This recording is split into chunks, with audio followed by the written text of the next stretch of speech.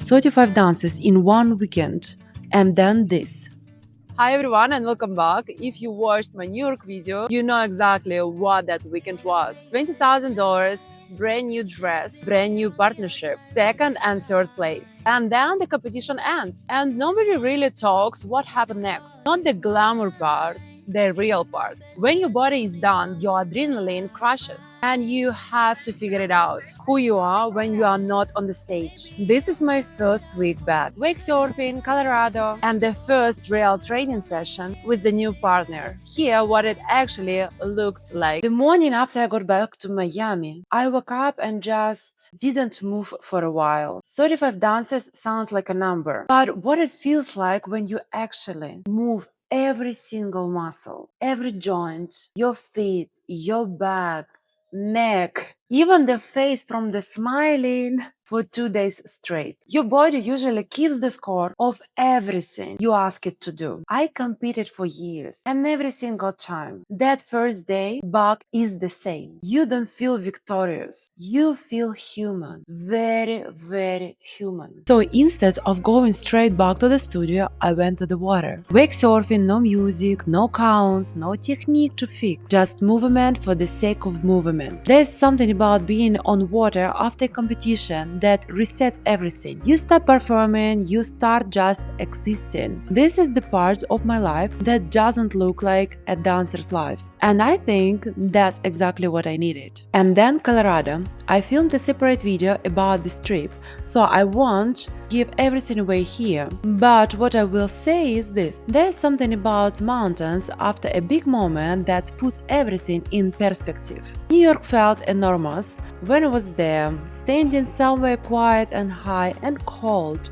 It becomes just one chapter, an important one, but one chapter. I came back with a clear head than I've had in months. And then back to work. First training session with my new partner in Latin, which honestly felt like starting over in the best possible way. Latin is completely different conversation than standard. Different music, different energy.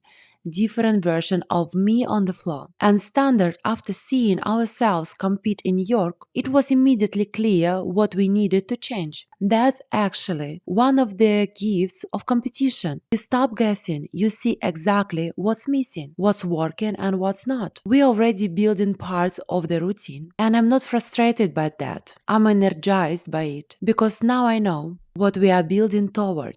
Before I get to my biggest realization of this week, a quick note. If you've been watching my competition journey and wondering about the dresses, I design and sell my own competition ballroom gowns in irinawebstar.com. Every dress I compete in, I create myself. The link is in description. Now, back to what this week taught me. Here's what I realized this week. The competition is very visible, the part everyone sees, the dress, the result, the stage. But this week, the water, the mountains, the first practice back. This is where the real work happens. This is where you decide if you are going to keep going, not because you have to, because you genuinely want to. The Colorado video is already on my channel, and I think you're gonna love it if you still didn't watch it. And if you haven't seen New York competition video, it's linked right here. Everything that led up to this week.